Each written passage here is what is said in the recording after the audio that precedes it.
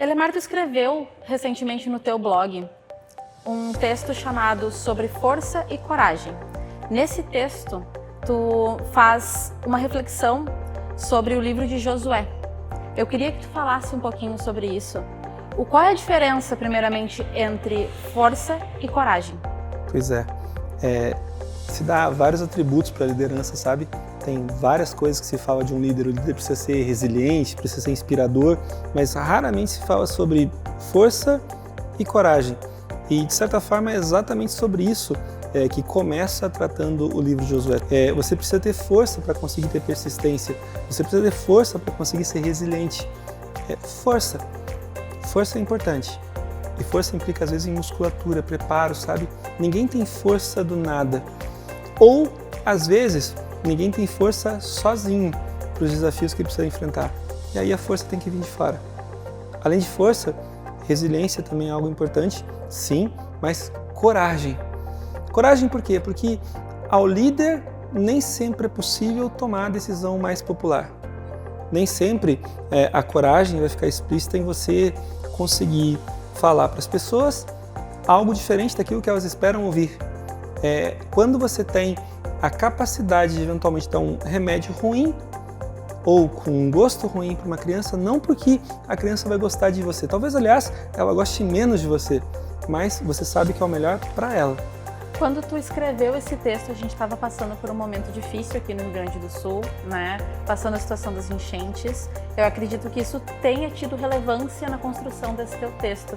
Aí eu te pergunto, onde a gente encontra força e coragem em meio às adversidades? Pois é. Tu sabe que um dos grandes desafios da vida, né? Pelo menos eu percebo dessa forma, é você enfrentar as adversidades, percebendo nelas oportunidades. Sabe? A força e a coragem vêm de uma outra coisa importante, que é a confiança.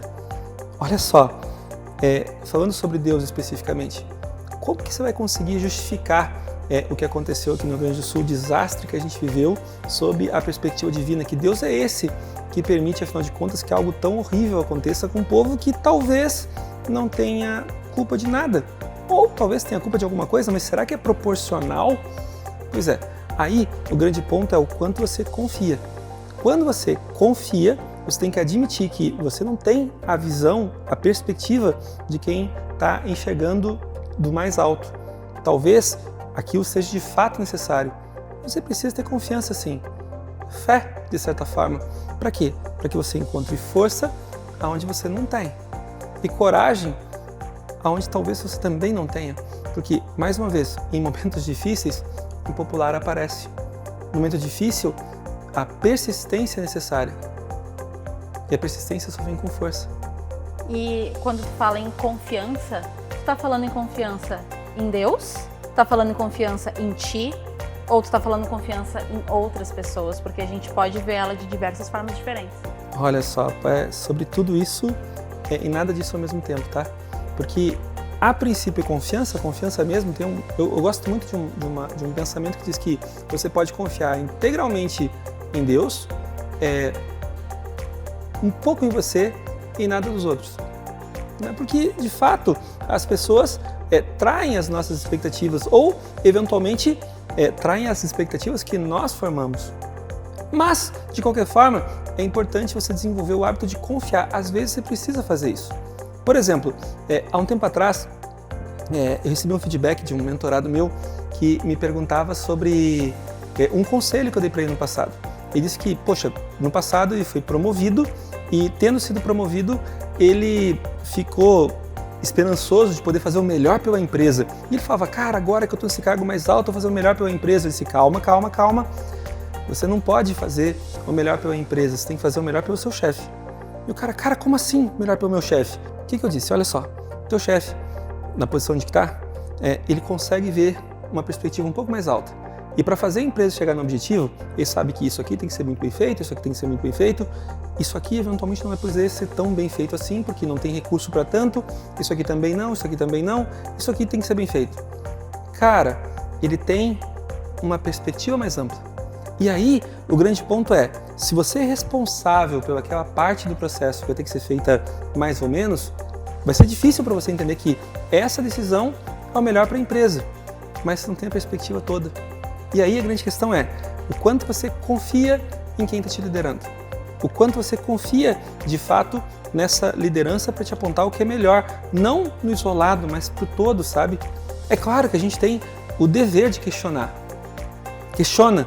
Poxa, será que isso é o melhor? Será que isso é o mais correto? Mas o fato é, se depois de questionar, você ouvir a persistência no argumento, que você deve ir para uma direção, então talvez seja sinal de humildade você entender que você não tem o pano completo, você está vendo menos, por isso é melhor confiar. E isso agora se refere também a Deus, tá? Tipo, eu não consigo, do meu lugar, entender os motivos dele, mas eu tenho que tomar a decisão de se eu confio ou não confio.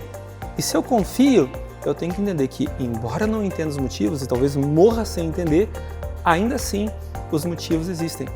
Então, mais uma vez, força para persistir, inclusive fazendo aquilo que não se quer, porque você só é livre de verdade quando você consegue escolher fazer o que você não quer. Se você só faz aquilo que quer, você não é livre, você é escravo das suas próprias vontades.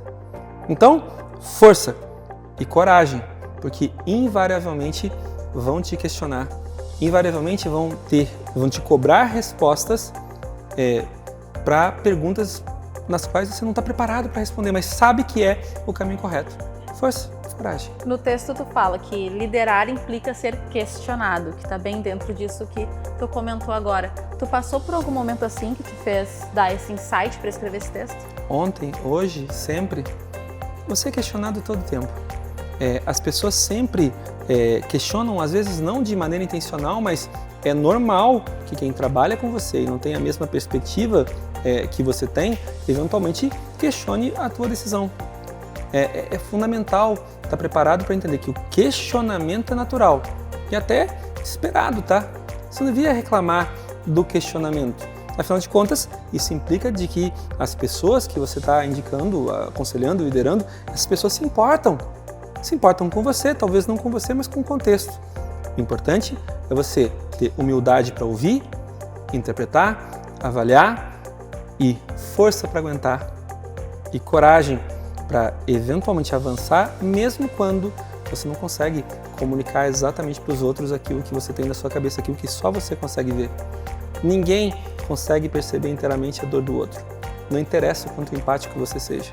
Ninguém sabe interpretar o que você está falando em plenitude. Olha o caso do próprio Josué. Cara, o Josué só sucedeu o Moisés.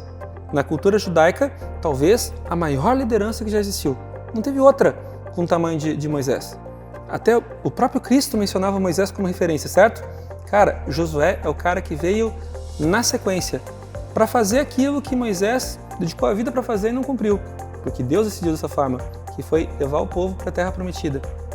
Moisés fez todo o deserto, mas a Josué coube a responsabilidade de fazer a travessia do Jordão.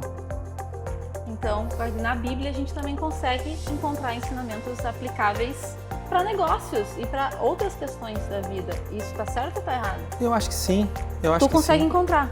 O tempo inteiro, né? Eu acho que você encontra boas respostas, desde que você, evidentemente, esteja preparado para receber essas boas respostas.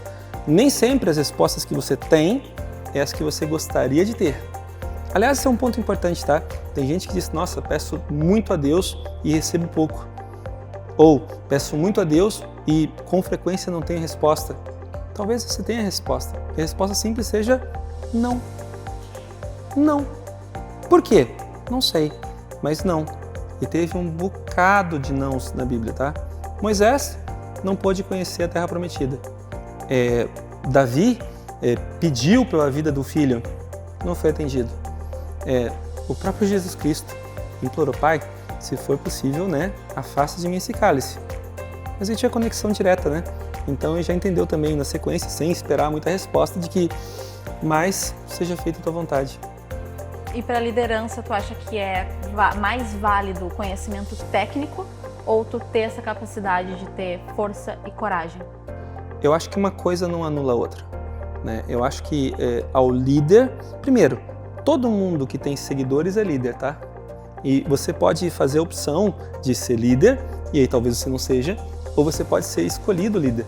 Aliás, a grande diferença entre, eventualmente, a liderança oficial e a oficiosa é que a oficial, o poder vem de cima para baixo. Na oficiosa, a autoridade vem de baixo para cima. Ao líder, é importante entender a responsabilidade de apontar o caminho. E nem sempre isso é uma escolha, tá? O próprio Moisés foi tremendamente reticente.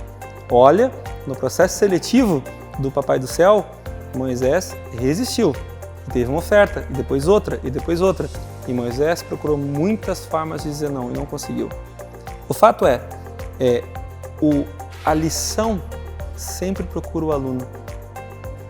Onde que você encontra aprendizado? Em qualquer lugar, desde que você queira aprender. Aí pode ser a Bíblia, pode ser qualquer outra fonte.